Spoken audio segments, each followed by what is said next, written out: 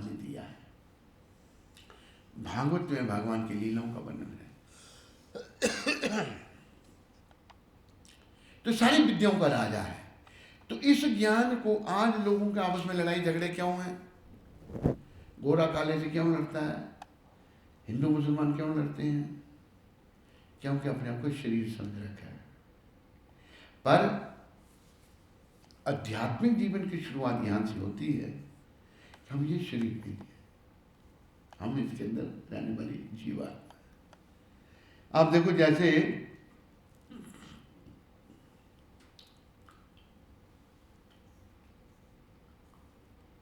शरीर, आत्मा जब शरीर को छोड़ देती है तो शरीर बेकार, किसी काम का नहीं। इसको जला दिया जाता है, फूक दिया जाता है या दफना दिया जाता है। पर इसके भीतर जो आत्मा है उसके अंदर हम कलयुग के लोग जो हैं उस आत्मा को समझने का प्रयास नहीं कर रहे, ना किसी के पास ये ज्ञान है। और हमारे ग्रंथों में ये दिव्य ज्ञान है। मैंने कलयुग के लोगों का वर्णन भागवत से आपको बताया है। पहले स्कंद पहला अध्याय 10वें श्लोक में 1:1-10 में ये श्लोक है। प्रायेण अल्पयायुष्य सभ्य कला अस्मिन् युगे जना मंदा स्वमंदमत्यो मंदभाग्या उपाधृता। प्रायेण अल्प आयुष सभ्य कलो अस्मिन् युगे जना मंदा स्वमंदमत्यो मंदभाग्या उपाधृता। अर्थात हे विद्वान, कली के इस लोह युग में, ये लोहे का युग है, 4 युग है ना, गोल्डन, सिल्वर, कॉपर और लोहा, स्वर्ण, चांदी, तांबा और लोहा, ये लोहे का युग है। तो इसमें ये कहा है सुखदेव महाराज ने, हे विद्वान, कली के इस लोह युग में, लोह में लोहा, लोगों की आयु नयून है, कम आयु है, लंबी आयु नहीं है हमारी। 100 साल का कोई नहीं होता, कोई होगा करोड़ों में, उससे क्या होता है? वे झगड़ालू, झगड़ा करने वाले हैं, आलसी, आलस पड़ा है, पथभ्रष्ट, ठीक मार्ग पे नहीं चल रहे, वो पथभ्रष्ट हैं, अभागे होते हैं, मतलब भाग्यहीन, मंदभाग्य, अभागे होते हैं, तथा साथ ही साथ सदैव विचलित रहते हैं। ये नैमिषारण्य के जो ऋषि हैं वो सूत गोस्वामी जी को कह रहे हैं कि ये कलयुग के लोगों को हाल है, तो इन लोगों का उद्धार कैसे होगा? तो इन लोगों का उद्धार, हम जो ऐसे बिगड़े हुए बेकार लोग हैं कलयुग के, हमारा उद्धार श्री कृष्ण की शरण में आने से होगा। भगवान की शरण में अगर हम आते हैं। अच्छा, मैं आपसे ये कह रहा था कि भगवान ने द्वापर युग में कहा समर्पण करने के लिए, लोगों ने नहीं किया। फिर भगवान स्वयं अपने भक्त के रूप में आए और समर्पण सिखाया। देखो, इसलिए जो कलयुग का अवतार है ना, चैतन्य महाप्रभु, इनके चरणों को पकड़ रखो प्रभुपाद कृपा से। बस अपनी आचार्य प्रभु जीवरे सिखाए, भगवान ने 24 साल की अवस्था में संन्यास ले लिया। अवस्था थी 24 साल और माता विष्णु प्रिया थी 16 साल की। हम सबकी जगत जननी माता विष्णु प्रिया। तो ये क्यों किया भगवान ने? जब भगवान ने, वो भगवान है, सर्वेश्वर सर्वशक्तिमान है, विष्णु प्रिय को कहा कि प्रिय, मैं लोगों का कल्याण करने के लिए आया था, लेकिन कल्याण नहीं हो रहा, इसलिए मैं संन्यास लेना चाहता हूं।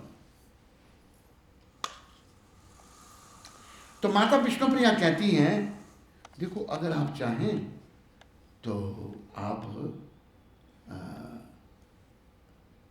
मैं अपने पिता के घर चली जाऊंगी, पर आप अपनी वृद्ध जननी को देखो, पहले बहू में कैसी होती, वो तो माता जगत जननी है, अपनी वृद्ध जननी को छोड़ के नहीं जाना आप। वो रो रो के प्राण त्याग देगी। तो तब भगवान ने क्या कहा, गौर हरि क्या कहते हैं, देखो प्रिय, ये जो मेरा अवतार है ना, ये रोने और रुलाने के लिए। ऐसा क्यों? क्योंकि हमारे अंदर जो गंदगी है ना, गंद भरा हुआ है, lust, anger, greed, envy, aversion, फांस, बहुत गंदगी अंदर भरी है।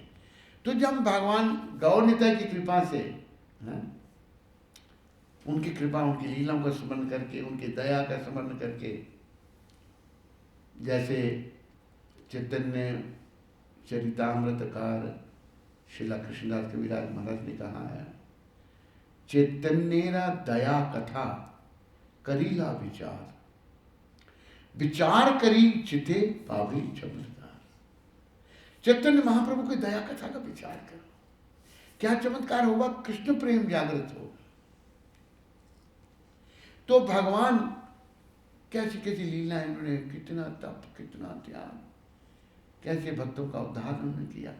तो कभी हमारी आंखों में अगर आंसू आ जाते हैं तो क्या होगा, आंसुओं के मध्य से हमारे अंदर जो पाप है ना, वो सब बह जाएंगे। अंदर बड़ा गंध भरा पड़ा है। देखो वर्णन आता है ना, जैसे रामायण में वर्णन है, राम जी कहते हैं, निर्मल मन जन सोई मोहे पावा, मोहे कपट छल छिद्र न भावा। जिसका मन निर्मल है वही मुझे प्राप्त कर सकता है। और जो छल कपट छिद्र में जो बुराइयां हैं, जब बुरा कर्म कर रहा है, छल करता है, कपटी है, जिसमें दोष भरे पड़े हैं, जो विषयी है, जो धन के पीछे पड़ा हुआ है, जो झूठ बोलता है, बुरे कर्म कर रहा है, पर स्त्रीगामी है, ये सब बुराइयां जो है ना, ये करने वाले को भगवान कहते हैं वो नहीं मुझे अच्छा लगता। तो मन निर्मल करना जो है, मन को शुद्ध करना, ये बड़ा आवश्यक है। तो जब कोई भगवान की लीलाओं का, जैसे राम जी की बड़ी लीलाएं हैं, कृष्ण भगवान की बड़ी लीलाएं हैं, गौर भगवान की बड़ी लीलाएं हैं। जैसे राम जी की एक लीला क्या है, अभी जैसे जटायु जो थे, तुलसीदास ने लिखा कि राम कथा में वीर जटायु का अपना अनुपम स्थान, तुलसी ने बड़ भागी कहकर किया जटायु का यशगान। धन्य जटायु, वीर जटायु। जटायु जी ने क्या किया था, अपने प्राण दे दिए भगवान ने, सीता माता की रक्षा करते करते, एक पक्षी होते हुए भी रावण से युद्ध किया। तो देखो भगवान ने, भगवान तो घट के पास ये लीला कर रहे हैं, भगवान ना लीला कर रहे हैं। तो जब भगवान पहुंचे, अभी जहाँ पर जटायु जी पड़े थे, तो भगवान तो सब जानते हैं ना, वहाँ के जटायु जी को गोद में ले लिया। जटायु जो है एक गीधराज है, गोद में ले लिया भगवान ने, काम तुम्हें अभी ठीक कर देते हैं। तो तब जटायु ने कहा कि कोटि कोटि मुनि जतन कराही, अंत राम मुख आवत नाही। करोड़ों जन्मों तक प्रयास करने पर भी अंत में नाम भगवान का मुंह में नहीं आता, इतना कठिन है। प्रभु मैं तो बस आपका नाम ले रहा हूँ, आपकी गोद में हूँ, आपके दर्शन कर रहा हूँ, इतना अच्छा तो कुछ वो कहा, प्रभु मैं अभी नहीं और नहीं जीना चाहता। तो भगवान की आंखों से भी आंसू आ गए थे, राम जी की आंखों से आंसू। तो वर्णन आता है, बड़ा सुंदर भजन है वो, उसमें बताया है कि भगवान ने आखिरी स्नान जटायु को, जब कोई मर जाता है ना, तो उसको स्नान अपनी आंसुओं से करवाया। फिर लक्ष्मण को बोला, चिता बनाई, जटायु जी को ऊपर रखा, और फिर भगवान ने परिक्रमा की, उनकी जो है वो तक शरीर की परिक्रमा करके फिर भगवान ने अग्निदाह ऐसे दिया जैसे पुत्र पिता को देता है। तो आप देखो कि ऐसे प्रसंग से हृदय द्रवित हो जाता है, आंखों में आंसू आते हैं, भाई धन्य जटायु वीर जटायु। ऐसा होने से हमारे अंदर की जो गंदगी है ना, वो आंखों के माध्यम से निकल कर बाहर आएगी।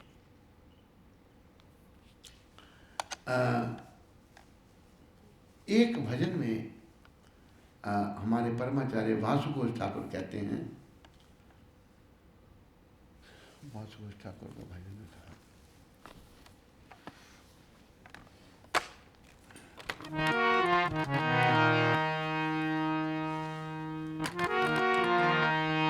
यदि गौर न होई तो तबे की होई तो के मान धरि दाम दे।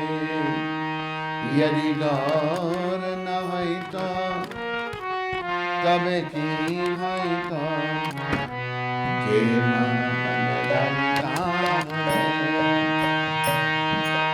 राधार महिमा प्रेम रस सीमा जगते यात के। राधार महिमा प्रेम रस सीमा जगते यात के।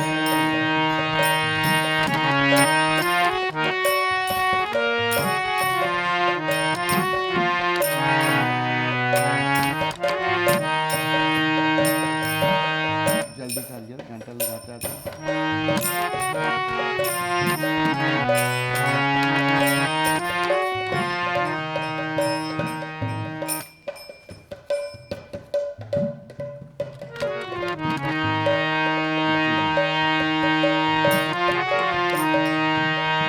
मधुर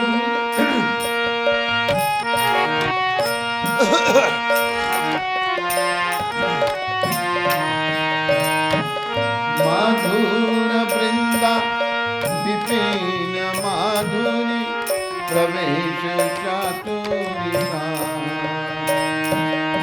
ब्रज युवती भावेर भगति शक्ति यदि गौर न होई तो कभी होई तो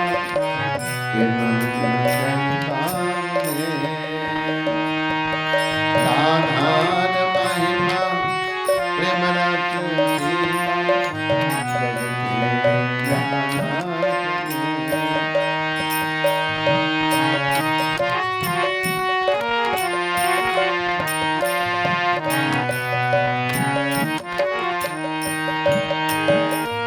गाओ गाओ पुना गौरंगेरा गुना सरल करिया।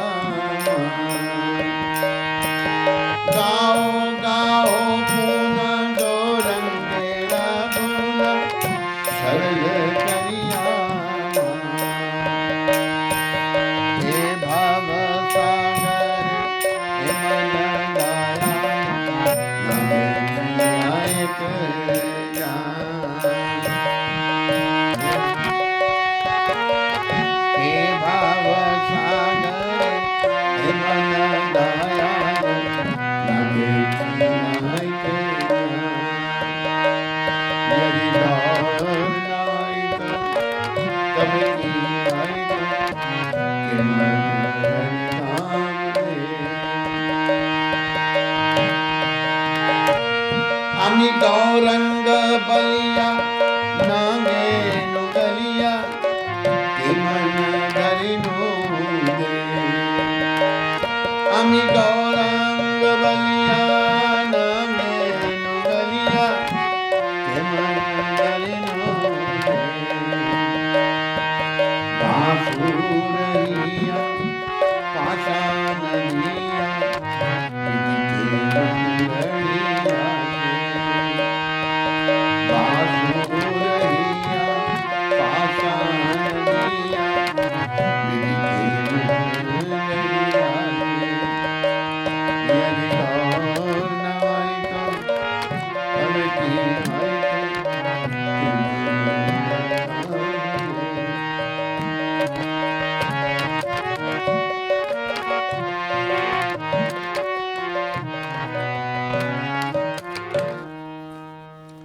ये भजन मैंने इसलिए आपको सुनाया, बड़ा सुंदर भजन है।